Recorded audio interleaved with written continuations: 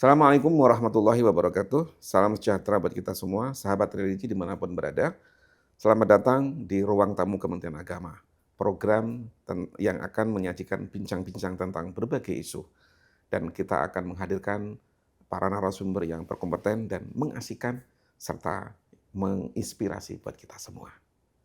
Kali ini kita kedatangan tamu yang sangat istimewa, yaitu Mas Akmal Salim Rohana. Apa kabar? Alhamdulillah. Tumben bisa hadir ke sini. Tumben juga saya diundang ke Nih. sini. Ke Nah ini Serambi ke ruang tamu. ke ruang tamunya. Iya, makanya karena ini ruang tamu, makanya saya pakai sarung ini biar ada asik gitu. kemenangan. Mas Akmal, kita akan membincang sesuatu yang menarik ya, terkait dengan pengalaman belajar di luar negeri. Oke. Bisa diceritakan nggak itu pengalaman kenapa bisa dapat beasiswa itu gimana ceritanya itu? Oke. Di ruang tamu ya, di ruang tamu kita ngesosot yang agak serius ya Mas. Ya, Wow. ya Mas Tabib, pertama terima kasih nih saya dikasih kesempatan untuk ngobrol-ngobrol karena saya tahu Pak Tabib sibuk sekali. Tapi kali ini kita bisa ngobrol di Santai aja. Oke. di sini ya. Hmm. Jadi memang ya alhamdulillah saya berkesempatan untuk bisa belajar di Australia, di luar negeri, yang sejatinya saya cita-citakan sejak kecil tuh ya. Ketika ada saya punya paman yang sekolah di Amerika, setiap sebulan sekali ngirim postcard gitu. Masih semangat dia belajar yang ini nanti gitu. Nah, di situ tumbuh tuh keinginan untuk wah kayaknya asik ya gitu kuliah di luar negeri gitu. Tumbuh kemudian kursus bahasa Inggris apa dan sebagainya, itu tujuannya itu ingin how to study abroad. Kemudian ya setelah kuliah lalu bekerja di Kementerian Agama ini, keinginan itu atau cita-cita itu tumbuh lagi. Makin ada kebutuhan itulah setidaknya ketika banyak tamu dari luar negeri datang. Waktu itu saya di Litbang pertama kali masuk di Kemenag ini. Nah, Waktu jadi peneliti ya maksudnya ya? Ya, Oke. saya peneliti di Litbang Kementerian Agama sejak 2005. Nah, sehingga ada banyak isu yang mau tidak mau bersentuhan dengan isu-isu internasional ya, misalnya human rights, laporan annual reports on human rights and so on and so forth. Dan di situ saya merasa wah kayaknya butuh nih gitu. Sehingga melanjutkan studi S2, master itu mencari program beasiswa. Salah saya adalah, ini pelajaran buat teman-teman adik-adik ya. Jadi kadang-kadang kita punya ingin tapi nggak mau mengikuti jalan bagaimana mencapai ke sana. Yang kadang-kadang agak nanjak sedikit gitu ya. Oke. Jadi misalnya di sela-sela ngantor itu ya belajar TOEFL, IELTS gitu. Ya selawat-selawat aja, nggak terlalu serius gitu kira-kira. Oke. Jadi modal dasar dulu pernah kursus, pernah belajar di kelas gitu ya, bahasa Inggris itu nggak cukup karena kalau TOEFL, IELTS dan sebagainya itu bukan soal pengetahuannya saja, tapi bagaimana mental, bagaimana siap untuk tes misalnya gitu. Nah jadi nggak dapat tuh, saya mungkin lebih. Berapa lama persiapan bahasa itu sebelum berangkat ke sana? Tadi saya nggak terlalu serius ya Mas Tabib ya. Jadi oh ini ada kan setiap kalau TOEFL anytime bisa kita ikuti baik yang ITP maupun IBT. Itu kali ke-9 baru jebol. Oh. Jadi kan dulu ada batas misalnya harus sampai 500 gitu. IELTS atau awalnya TOEFL, TOEFL? Oke. Tapi setelah masuk waktu Australia Awards masih mensyaratkan TOEFL 500 kemudian sudah lewat 540 dan sebagainya, persyaratan masuk. Kali pertama masuk di tahap pertama pas wawancara gagal. Oke. Tapi kalau gagal tuh jadi malah semangat gitu. Akhirnya apply lagi, nah di yang kedua kali masuk gitu. Oke. Setelah masuk pun, nah ini juga jadi memang di Australia itu secara umum ya, ini beasiswanya di mana ya beasiswanya nih? Australia Awards Indonesia. Oh, oke. Dulu namanya ADS, sekarang AI. Oh, ADS, oke. Nah itu jadi full beasiswa ya? Fully funded. Oke. Mas Tabib, jadi sebetulnya orang-orang Indonesia ini banyak yang pinter-pinter. Tetapi language barrier problemnya kan. Gitu ya. Kan, jadi orang Indonesia itu banyak orang pintar. Betul. Cuma banyak masalah, banyak ya. Iya, maksudnya gini, seleksi masuk ke LPDPK atau ke Australia Award atau ke DAD macam-macam itu banyak yang kepentok di soal bahasa. Oke. Jadi kalau saya boleh usul nih ke Kemenak, ke teman-teman mungkin di BMPSDM atau di Puspenma misalnya, bagaimana ngedrill ya, melatih soal bahasa. Ini Pengalaman. soal lidah nih, lidah bahasa kita gini, ini. Lebih dari itu ya. Jadi bahasa itu bukan soal pengetahuan grammar atau apa, tidak, bukan soal itu, tapi apa ya, membuatnya embedded dalam diri kita. Jadi kan misalnya gini, saya ikut 3 term pelatihan tuh, 3 bulan. Dan itu hanya meningkatkan 0,5 di dalam IELTS itu.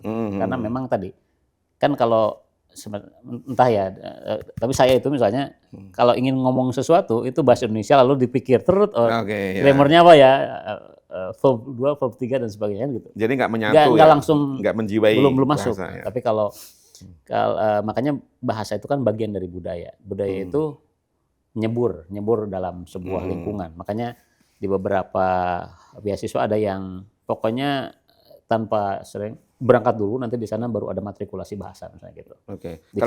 Kalau ketemu dengan orang bule kan otomatis kita bicara kan. Dipaksa kan. Walaupun ya awal-awalnya pakai ke warung nanti ngomongnya gimana, lalu apa gitu. Dan tidak salah kita kadang copycat ya, misalnya ada orang bule ngomong mengekspresikan mau ngomong apa tuh dengan menggunakan diksi term ini gitu, bahasa ini. Nah, kita ngikutin gitu. Nah, itu tuh pentingnya. Beda dengan di kelas kan. Kelas ngajarin bahasa Inggris itu beda tuh. Gitu. Jadi saya kembali ke tadi. Nah, ya setelah jebol itu kemudian ada di sini di drill lagi bahasanya, kemudian nyampe ke angka IELTS minimal band score 6, kemudian total band score 6,5 baru berangkat ke Australia. Itu ini nggak didalami, misalnya kayak kan ada yang kayak semacam matrikulasi di Indonesia, di Bali atau di mana? Di sini. Jadi karena ada pilihan Jakarta atau di Bali. Gitu. Saya di Jakarta di Kuningan itu sudah bagian dari skema beasiswa, jadi lepas dari Kemenak. Nah ini juga tantangan bagi teman-teman PNS ya, karena ketika harus meninggalkan gitu kan, berarti udah TB tuh. Bayangkan saya waktu itu sudah punya anak sekian, gitu, gaji dipotong gitu kan, kemudian udah punya kegiatan, artinya pendapatannya dari situ. Nah dari pihak pemberi beasiswa hanya dikasih 3 juta untuk warawiri, jadi harus perih memang. Ya harus prihatin lah gitu. Mas Akmal, finally Anda sudah siap dari sisi bahasa dan sudah diterima, gitu kan? Di mana kuliahnya, di mana? Di Australian National University. Di NU ya? Di NU Canberra. Terus apa perasaan pertama kali Anda ke Australia, ketemu dengan budaya yang baru, apa yang?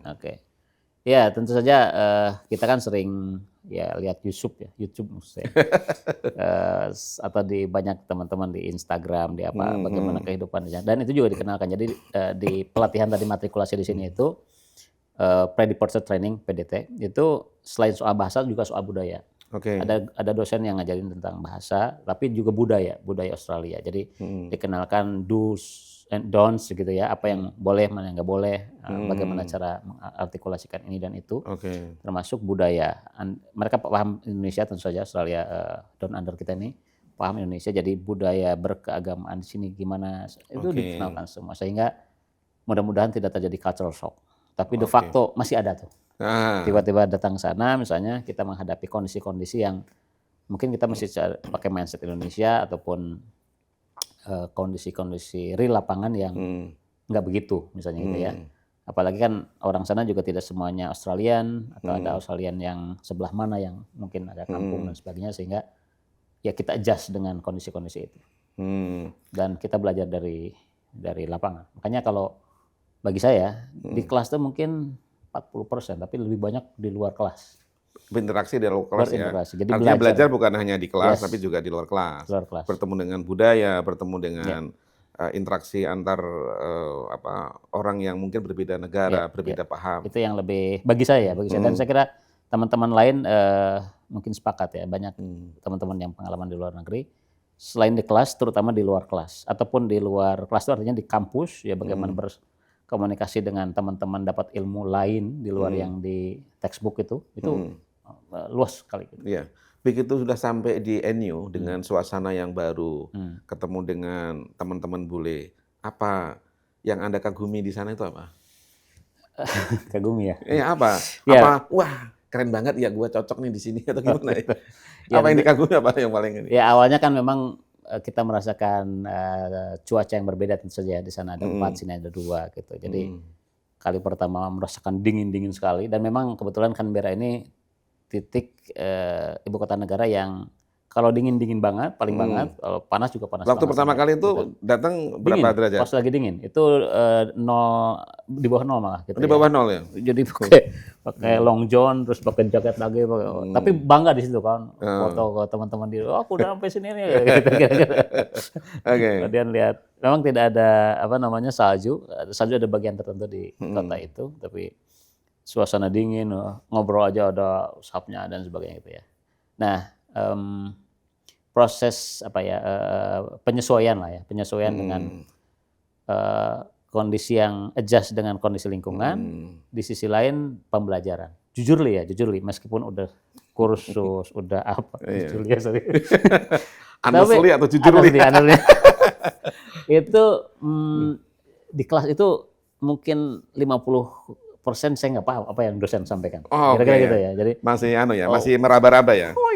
jadi agak kulum lah kalau bahasa Inggrisnya itu. Jadi Ah, agak iya. nggak terlalu clear ya. Beda sama orang Mm-mm. Indonesia yang ngomong bahasa Inggris itu. Kita Ah, masih iya. clear tuh. Oke. Kadang ada dosennya China, backgroundnya orang China, ada mana itu. Jadi ini ngomong apa ini gitu kan. Nah, saya masuk ke soal sistem pendidikan. Jadi enaknya itu ada Wotol, ada apa namanya web. Kita punya akun di situ dan sebagainya. Jadi semua komunikasi di situ. Oke. Menariknya. Jadi mulai dari silabus awal di situ, mau ngambil mata kuliah apa, ketika ngambil apa, nanti ada buku-bukunya, harus pre-readingnya mana. Jadi pastikan sebelum masuk kelas tuh udah baca 1, 2, 3, 4, 5 buku Jadi poinnya kita sudah paham dulu ya, sedikit banyak sudah paham ya. Sudah paham. Sehingga ketika tadi masuk di kelas dapat dosen yang artikulasinya nggak terlalu jelas, atau setidak-tidaknya telinga saya belum adjust dengan itu, belum menyesuaikan. Mau konteksnya ini, gitu. Nah, ini kelebihannya yang saya bilang tadi, sebenarnya orang Indonesia itu banyak banget yang secara keilmuan jauh lebih canggih di situ. Cuman soal komunikasi, Pak. Setidaknya pada language barrier itu kan di mungkin 3 bulan, 4 bulan awal itu masih ya. Dan saya dengar dari yang lain juga sama gitu. Ada rasa minder nggak kalau ketemu dengan pengen ngobrol, pengen ketemu? Pastinya. Dan disitulah memecahkan hambatan komunikasi itu ya. Jadi di luar kelas memang enaknya Australia Awards itu dia berpikir soal itu juga, soal luar kelas gitu. Jadi ada misalnya klub bahasa Inggris, ada klub sekedar makan siang tapi dikasih lorong gitu, di situ makanan dijembreng, silakan untuk biar kita ngobrol.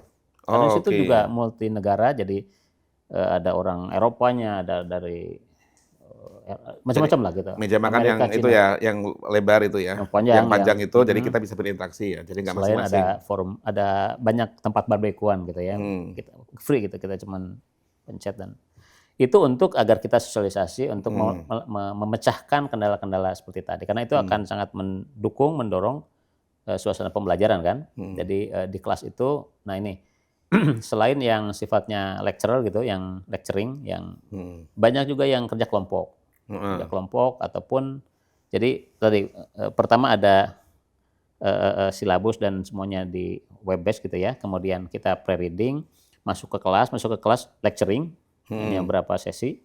Kemudian setelah itu bagi kelompok, ada diskusi. Beres kelas nanti ada jadwal lain untuk istilahnya tutorial. Nah, tutorial ini untuk menutupi kekurangan-kekurangan. Misalnya ada yang nggak paham di kelas, nanti di situ ada, biasanya dipandu oleh tutornya itu anak-anak PhD gitu ya, anak PhD dari mana-mana yang memang mata kuliah itu. Nah, di situ aku nggak ngerti, paham ini, dijelasin lagi sampai tambah-tambah gitulah. Tapi ini opsional, artinya kalau bandel seperti saya gitu, kadang-kadang nggak ikut gitu.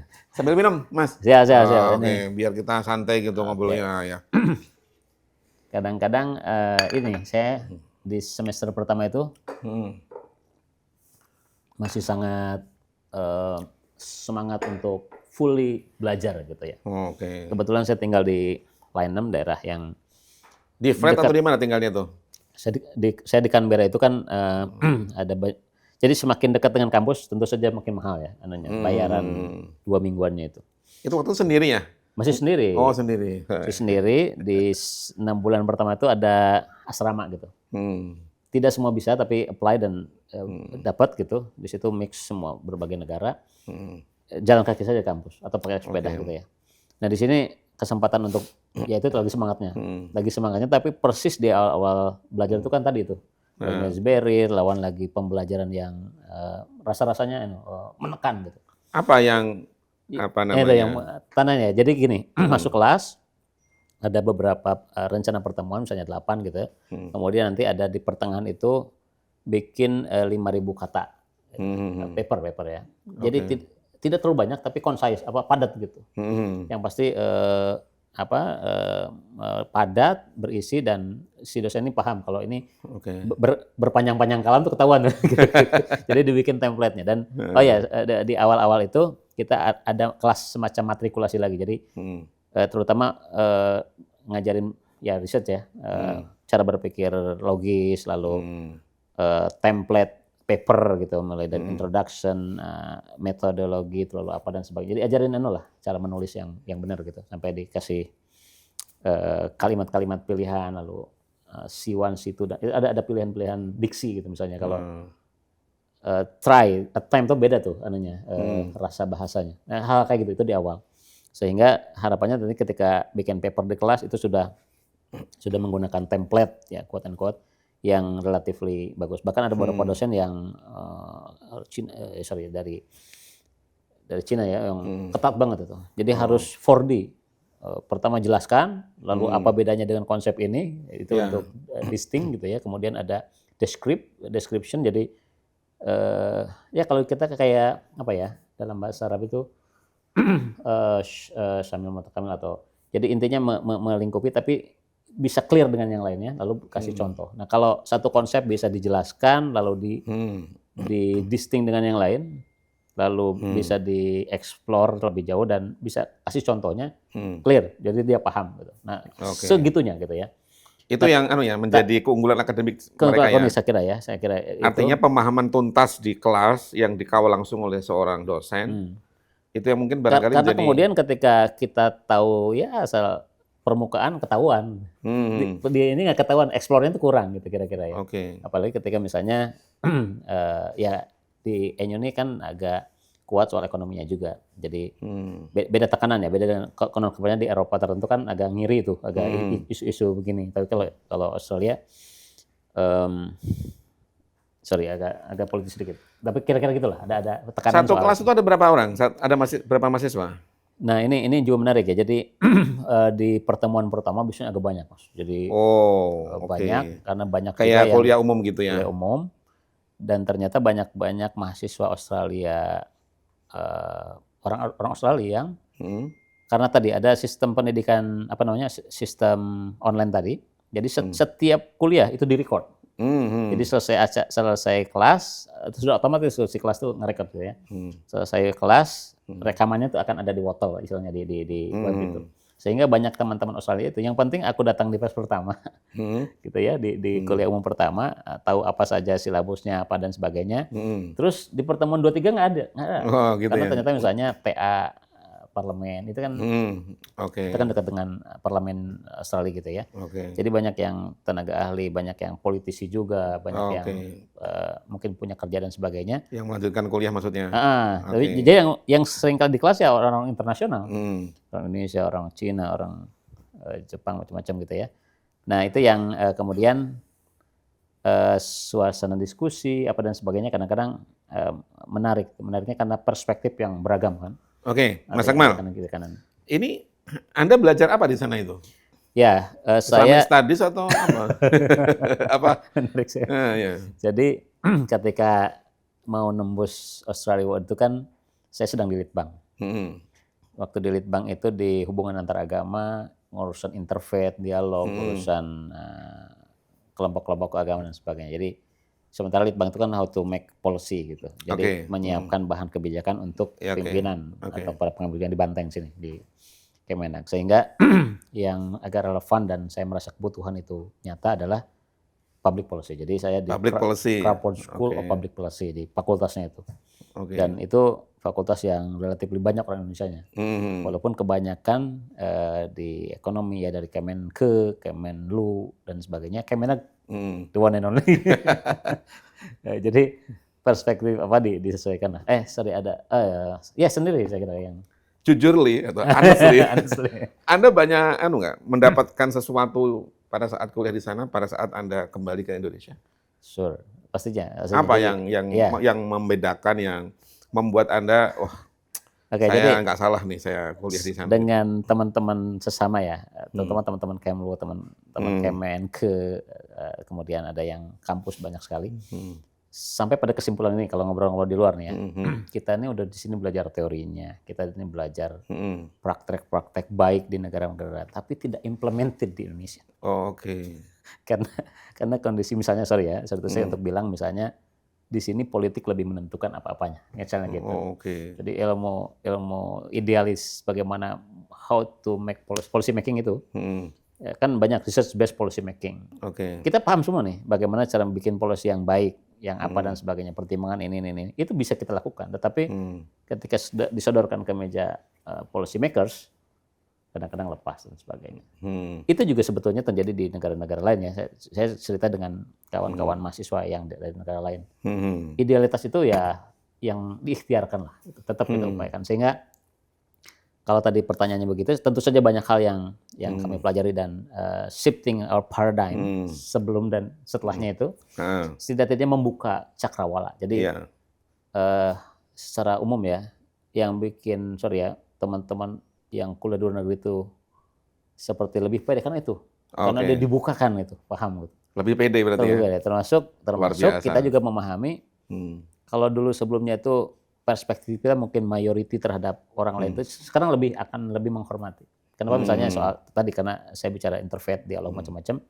Kalau udah pernah menjadi minoritas dan bagaimana hmm, sulitnya gitu ya untuk hmm, sholat di negara hmm, yang begitu, hmm, cari musola yang susah gitu dan sebagainya, hmm, sehingga ketika kita ke sini ke Indonesia, hmm. paham cara bagaimana memahami teman-teman minoritas, misalnya ya secara jumlah. Selama belajar di Australia itu Anda ini nggak punya semacam mentor atau dosen yang berpengaruh dalam pola pikir Iya, Anda dalam saat di sini gitu? iya, oke. Jadi, kalau ya karena Kemenag itu ada beberapa Indonesianis di sana yang punya concern ke isu-isu Indonesia, Heeh, kayak Pak Greg Fili, kemudian, eee, banyak lainnya ya. Tapi, karena saya masuknya public policy, memang nggak heeh, ketemu Pak Greg tuh, nggak ketemu heeh, Pak Greg. Cuman beberapa isu itu saya tarik, saya kaitkan dengan keagamaan. mmm, Misalnya, bicara soal, diskursus tentang ekonomi dunia dan sebagainya. Saya ngangkat soal zakat gitu, mhm, zakat mhm. and pajak misalnya. Jadi dengan upaya untuk biar agak ngonteks dengan Oke, Kemendagan. Nah, beberapa dosen yang yang mengubah cara pandang saya di antara itu ada, saya lupa namanya tapi udah agak sepuh gitu ya. mhm, Jadi dia merombak cara pikir saya soal, apa namanya, ide dunia ini atau, contoh apa namanya, mhm, cara pandang kita terhadap dunia itu, mhm, eee, apa ya,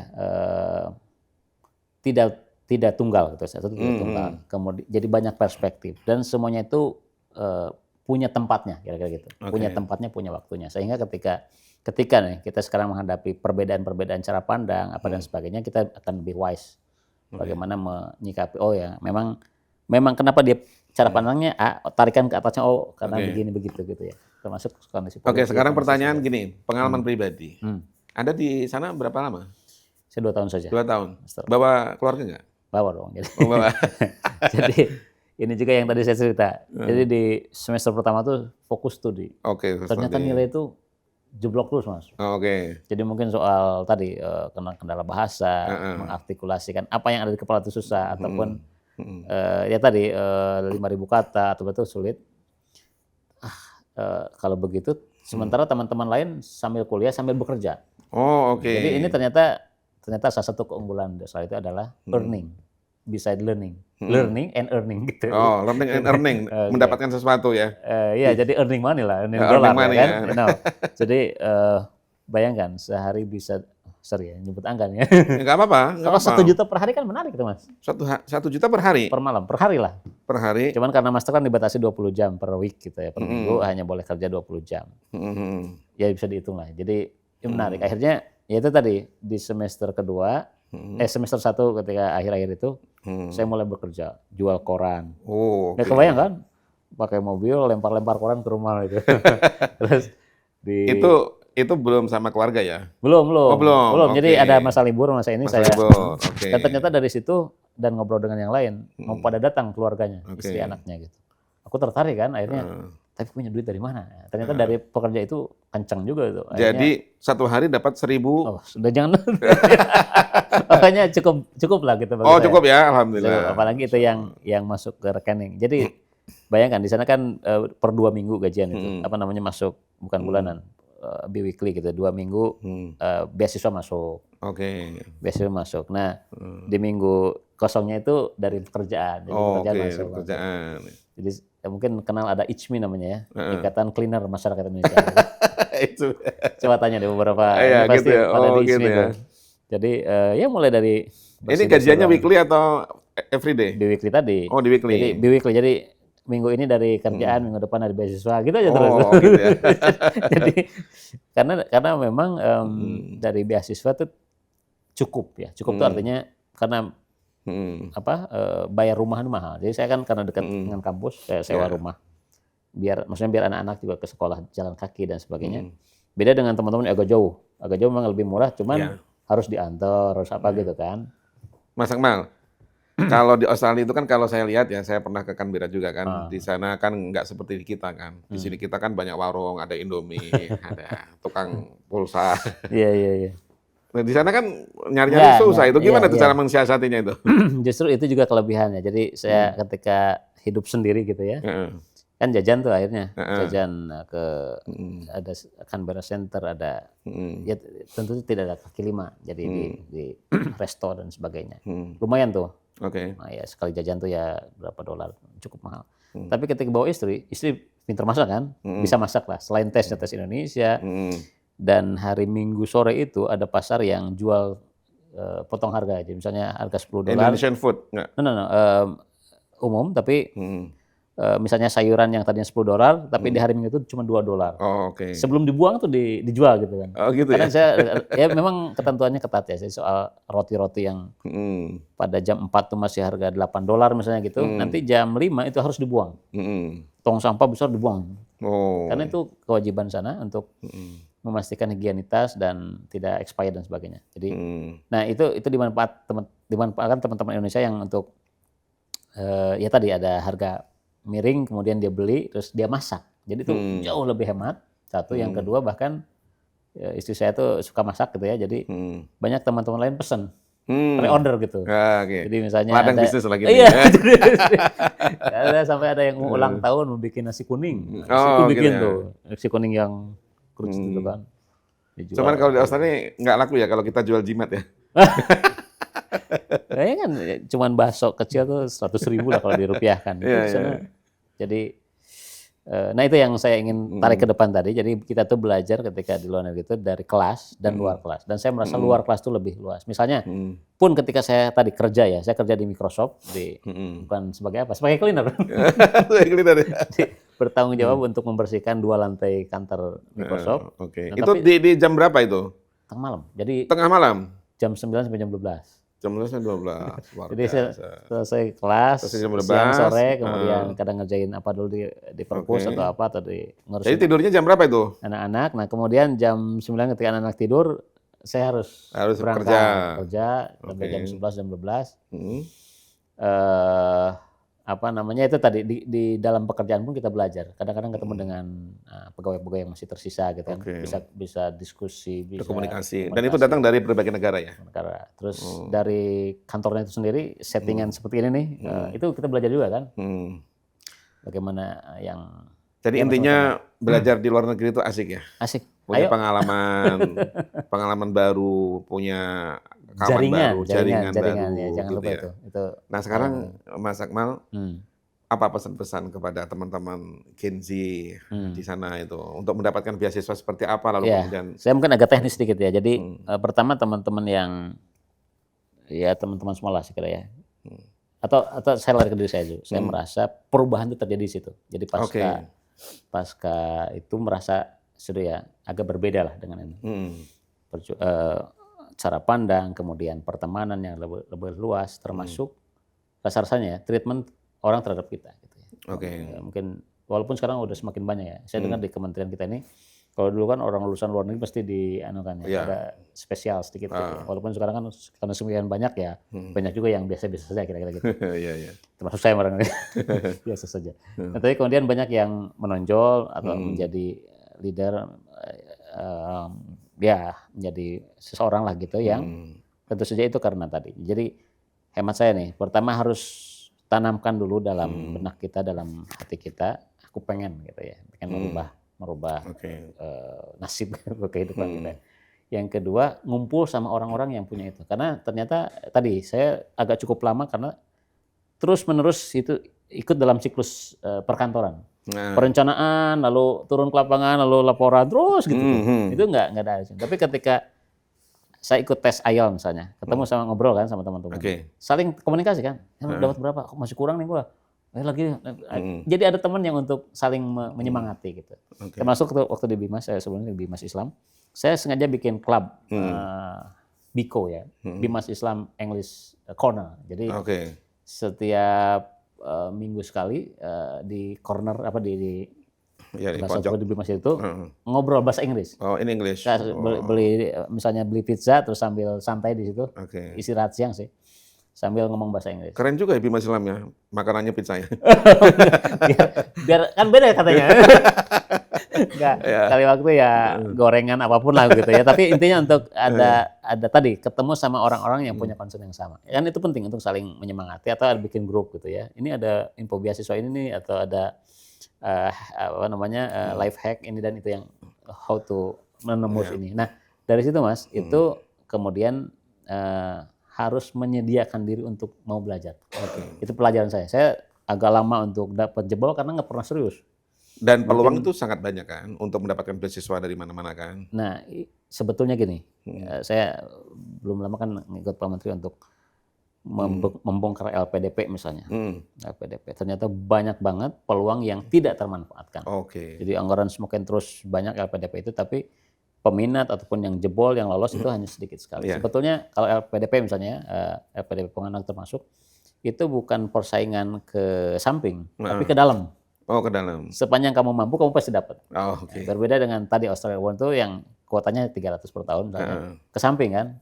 Jadi aku mampu, tapi kalau sampingnya kuotanya ke teman-teman ya, kira-kira gitu. Jadi jadi selain kita punya keinginan untuk belajar di luar negeri, kemudian tentu saja berdoa ya, jangan lupa ini. Berdoa, minta sama Allah dan seterusnya lah. Minta berkah juga sama para kiai.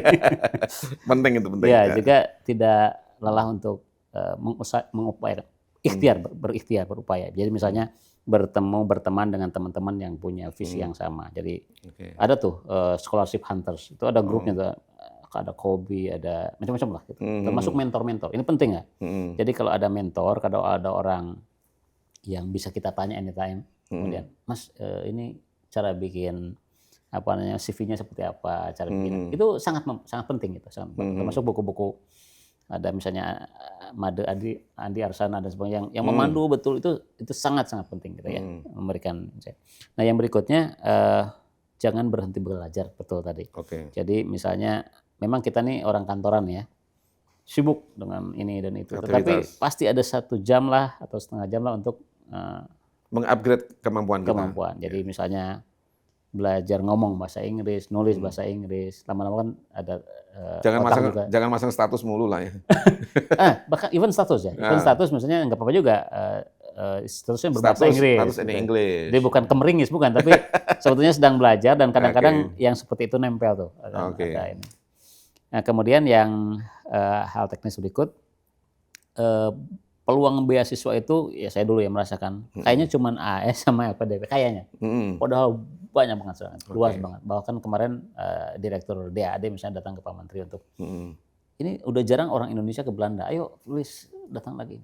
Atau di Eropa lain jadi bukan hanya kalau kata direktur LPDP nih, kecenderungannya ke Australia, ke Inggris, ke Belanda. Padahal ada yang lain-lain tuh. Ada ke Rusia, ada ke China, ada ke Hungaria, ada ke Amerika dan sebagainya. Jadi bukan kota-kota utama, itu luas. Dan banyak yang, jadi gini, orang berupaya untuk ngejebol pintu Australia Awards. Padahal banyak pintu-pintu lainnya yang peluangnya lebih besar. Ya. Kira-kira gitu. Jadi scholarship hunters dan sebagainya itu ada grupnya, ada teman-teman yang bisa bareng-bareng dan kalau gagal jangan berhenti, itu aja sih.